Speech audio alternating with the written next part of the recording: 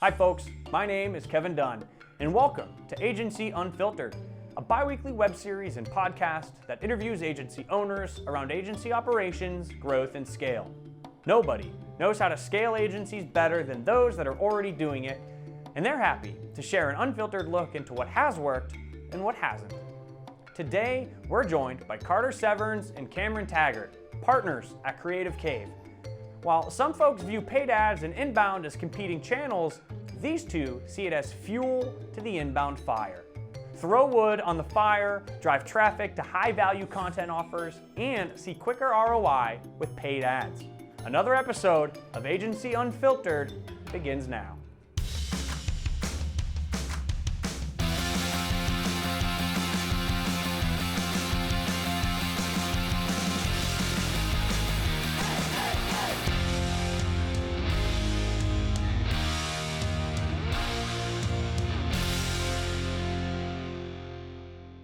Welcome, guys, to Agency Unfiltered. We're absolutely delighted to have you here. Thanks, man. Appreciate it. We're excited. I think this is going to be a fun topic to dig into. It sounds from your perspective, paid ad strategy fits in really well with a traditional inbound campaign. Maybe the perception is that they're usually mutually exclusive, but it sounds like you guys think otherwise. Yeah, so I think for us, it's something that we kind of fell into, given our backgrounds and as an agency what we do. But it's really it's been a really nice marriage to kind of see how the two work together. And like you mentioned, it's often thought of as maybe two separate camps or maybe even two competing channels, if you will. Yeah. And what we found is that when you can kind of leverage the two together in the right balance, it can be really powerful for what you're doing from an inbound perspective. That's great. So from an inbound perspective, an inbound campaign, like where does that paid ad strategy fit in the larger picture? Sure. So every client or every engagement that we get into can have really different goals, right? So you could be dealing with a lot of different decision makers and a lot of different, chefs in the kitchen, as they call it. So a lot of times what we'll see is, someone maybe up in the C-suite, maybe not on the marketing team, they're really focused on the ROI and the dollars and the numbers and the spreadsheet, right? So for every dollar I spend, what's my clicks, impressions, leads, all of that. And then there's also the marketing side where, they typically have a good understanding of a long-term inbound strategy and how that can benefit you over time as you can kind of build up that engine. So like I said, each client kind of has a different perspective or priorities. And what we found is a lot of times if we can kind of keep both sides happy via paid for that side that's really concerned about I need ROI quickly, as well as getting that inbound engine going in the background for that marketing team. If we can kind of marry those two together, that can help keep both companies, both parties happy. That's great. So there's a contrast where it sounds like what you said, inbound is a long-term investment, right, but having a nice paid ad strategy up front can get you some of that quick return, that quick ROI. So if we want to make that happen, what are the targeting strategies, the networks, like how do you guys build out those campaigns to be the most effective for your clients? So just to take a quick step back, I wanted to give it's kind of a metaphor, if you will, that we kind of use. I'm a big fan of metaphors, yeah, so I'm all in on this. Yeah, so this is another one that really, as we started talking through this and kind of telling the story, it kind of started to click in my head of like, talking about paid media being the fuel to your inbound fire. So, in a simple like campfire metaphor, if you will, it's like if you're trying to be as hot as possible for 30 minutes, then throw all the wood on the fire, right? Put all that paid media budget into immediately. If you have no long-term expectations, you don't care what happens 6-8 months down the road. If you're trying to have a sustainable balance of the two, do you want to keep feeding that fire a little bit at a time to keep you warm throughout the entire night? So as you continue to put that fire or that paid media into your inbound campaign, you'll continue to see that fire grow and probably at a quicker rate than were you just to leave it by itself. Yeah. AKA an inbound campaign will start to drive that traffic. You'll start to see those organic results coming through, but without adding that fire to it, it's just going to take longer. So ad spend is the logs to keep your fire burning. To keep the fire burning or to make it burn faster, hotter, larger. Exactly. Yeah, that's great. Nice. Is it PPC on Google? Is it Facebook, Sure. LinkedIn? So like where do you tend to put most of your effort, time, resources, bandwidth? Like what networks do you find to be the most impactful for your inbound clients? Yeah, so to use the typical marketing cop-out, depends on your goals. Sure, right? yeah, that's fair. Says. Yeah. But really that holds true, right? So obviously we're a very B2B focused agency, so LinkedIn is the natural choice there, and that's where we've seen a ton of success for clients as far as leveraging content to drive leads, right? But there's also other avenues that we can use when you think about, bottom of the funnel type conversion activities or people searching for very bottom of the funnel type terms, and that's where Google Ads makes the most sense. And the third one that's in the party there is definitely Facebook. We consider that more of a distribution channel or an opportunity to test with an audience to see if a piece of content is really going to resonate. Yeah, definitely more awareness. Yeah, sure. Yeah, it's more of an awareness type, more of usually just blogs or big announcements or kind of PR type things that we'll use. Just because the cost per click is so much lower, your distribution is a little bit easier. If you're going to pay $15, $20, $25 for a click on LinkedIn, you really want to be seeing a better result for that or an actual conversion that's happening. Yeah, right. Yeah, and I'll just add on paid search. I mean, I think at the end of the day, the way that people use paid search, a lot of it has to do with like buying intent, right? Like I'm going into Google and I'm typing in what I want to buy, and then you can send it to a landing page and hopefully get that quick conversion, and that makes all the sense in the world. But sometimes, it also makes sense to promote your content on paid search. We have a client who works with a lot of companies who are about to go through an IPO, right? And so on LinkedIn or on Facebook, there's no box that you can check that says, I'm about to go through an IPO, right? And so Google's great for that because you're telling me kind of what you're searching for. Now, not everybody's gonna search for pre-IPO consulting firm, pre-IPO accounting help, right? But they're gonna search particular topics around pre-IPO. I won't get into any boring accounting topics. But when they search those types of topics, we've created pieces of content for those various topics, and they're gated. So when somebody searches that, I can put that gated pre-IPO timeline in front of you. And yes, it's not somebody coming to me and saying, I want to buy now, or I need some consulting help. But the dollar size of a deal with that type of client is so huge that I'm okay with some lower close rates on that group of leads because the dollar size is so high. Yeah, right. Because the average, the size of the deal could be so much larger. So it sounds like people aren't thinking about Google and paid like AdWords as a channel for driving content leads. But you're saying that there's very much an opportunity to do so. Yeah, definitely. And then I think the other side of that too is,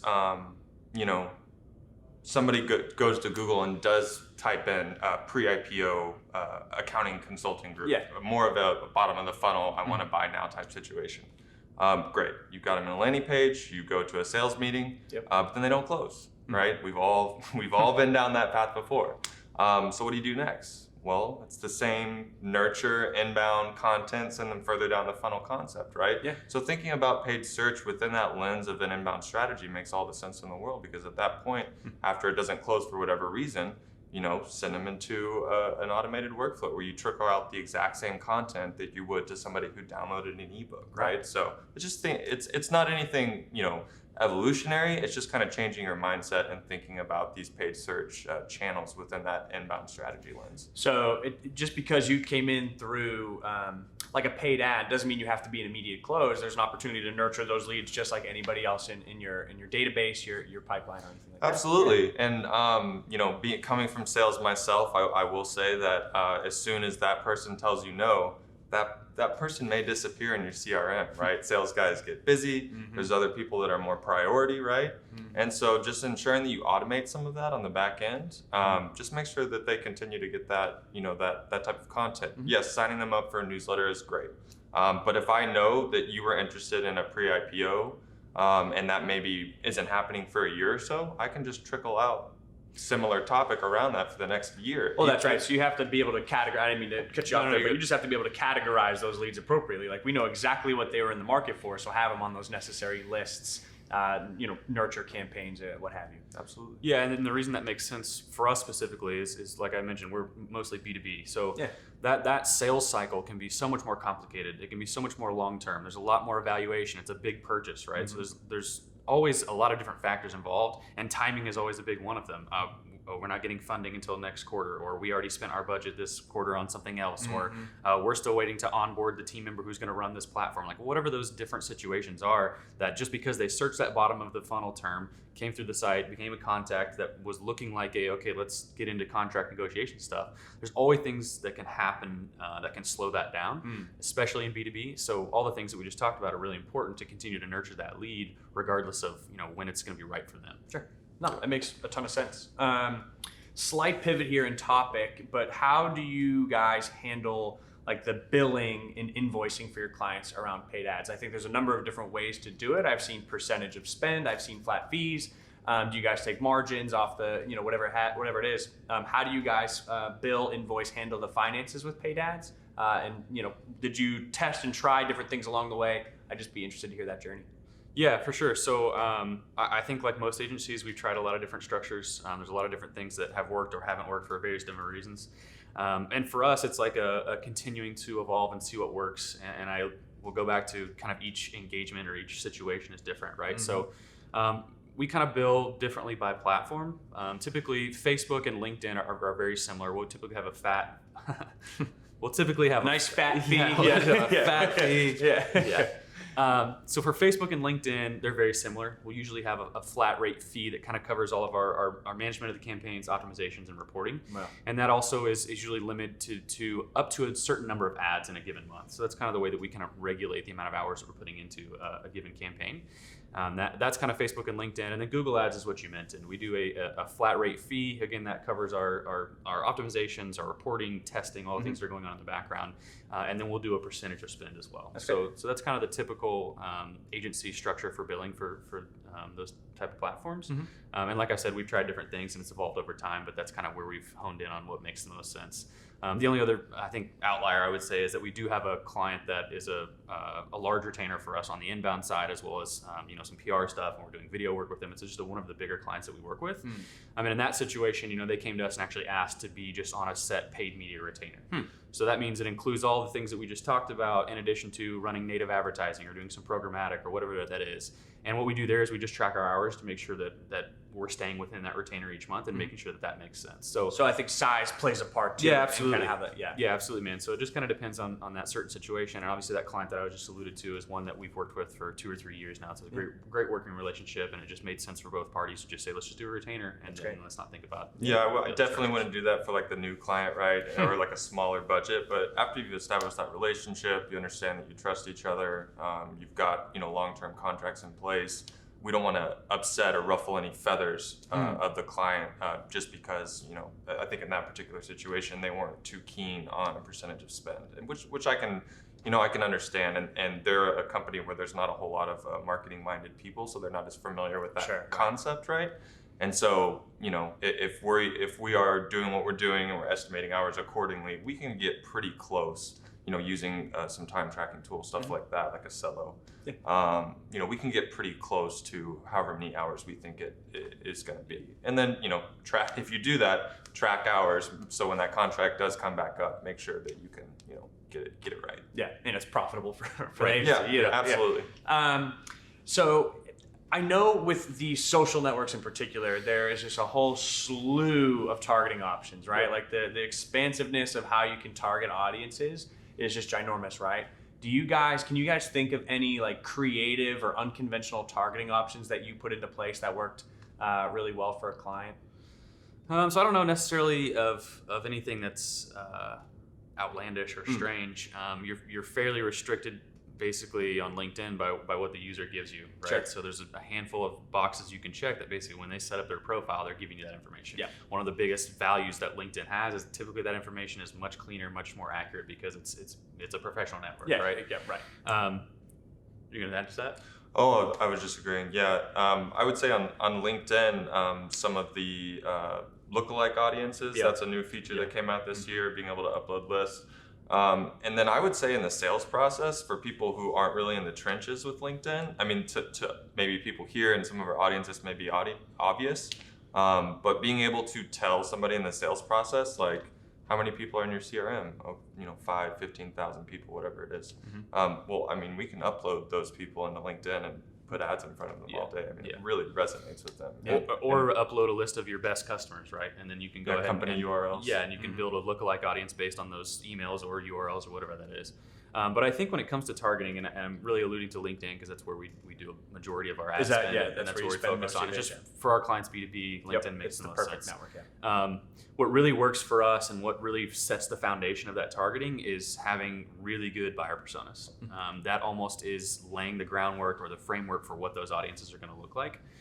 There's some very granular things that we do in the background, the way we manage campaigns, that I think is a good advantage for us. But when you have those buyer personas or those job titles and their interests and all those things that you can legitimately target on LinkedIn, that really sets you up for success to build those audiences. But then obviously the other side of that is, are you creating content that is extremely relevant to that audience? Sure. So the more that you can get granular and I know this is the audience, I know this is what they care about, let's just put it in front of them. That's where you start to see really good results, just really based on honing in on who you're trying to get in front of. So do you guys consult on the persona development as well? And then do you also, do you create the content, the offers that you put on those LinkedIn ads?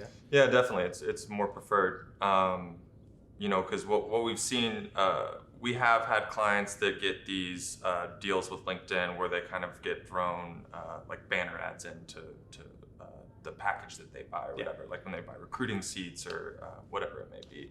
And those are okay. And if you have the budget for brand awareness, like go for it. It makes all the sense in the world. But if you're trying to convert people, what we've seen is that, putting out gated pieces of content through those sponsored content ads is really the best way to go. But to Carter's point, you have to be creating content that's actually interesting to them. And that's kind of where the inbound methodology or the inbound strategy comes into play, right? Yeah. If you're just signing up with me to do, LinkedIn ads and I'm not in the trenches with you when it comes to your inbound strategy, I'm not going to be able to make the best recommendation that I can. But if I'm learning about your industry, I know your buyer personas back to front, I'm sitting in on those blog calls and those content offer calls, and we're producing everything start to finish. It's going to be very easy for me to go to my paid media person and say, hey, we're getting a ton of organic traffic for this particular topic, and it seems to be trending towards these two buyer personas.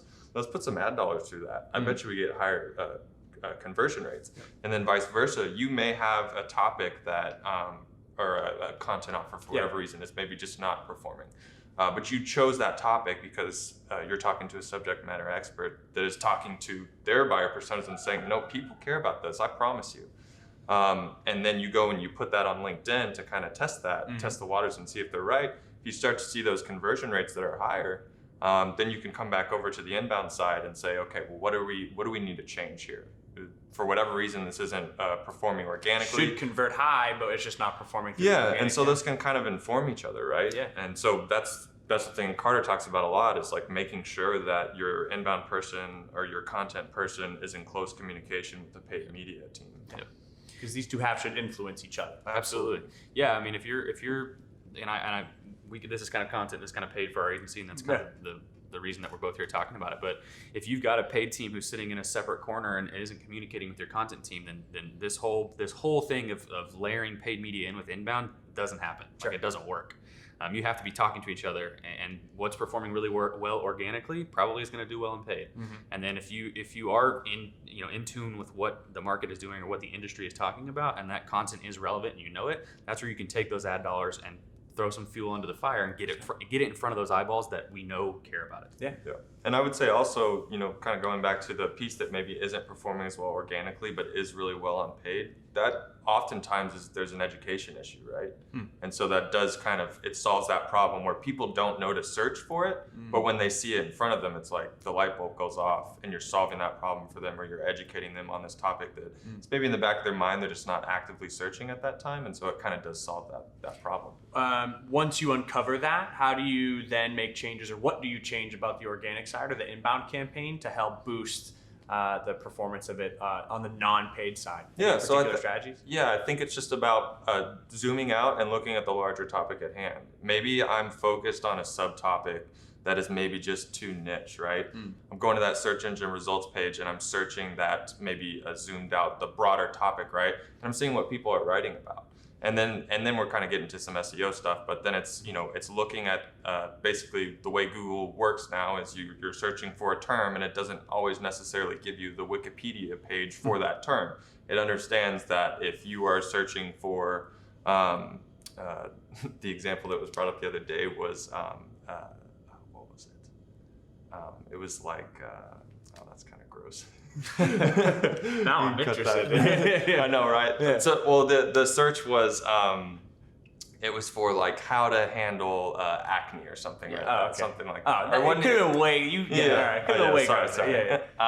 Or maybe it was something as simple as acne, right? Yeah. You're not going to necessarily find a Wikipedia page for acne. It's going to be, how do I treat acne? How do I do this? How do I do that? And so it's just looking at the intent of what Google thinks those searchers are looking for, or what the intent of their search is.